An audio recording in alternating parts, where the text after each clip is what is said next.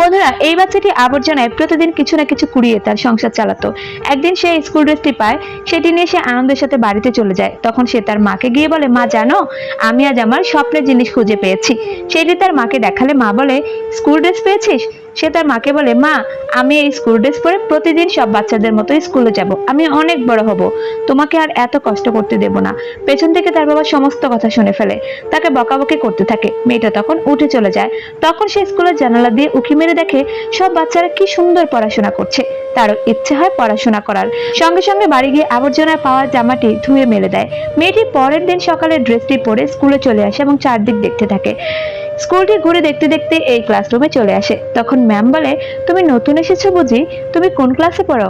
তখন মেয়েটি বলে, আসলে ম্যাম, আমি এই সব বাচ্চাদের মতো পড়তে চাই এবং অনেক শিক্ষিত হতে চাই। ম্যাম মেয়েটিকে পাগল ভেবে দাঁড়া করিয়ে স্কুল থেকে বের করে দেয়। বন্ধুরা, প্রতিটি বাবা মায়ের কাছে আমার একটি রিকোয়েস্ট, আপনাদের ছেলে মেয়েদেরকে দয়া করে শিক্ষিত করবেন।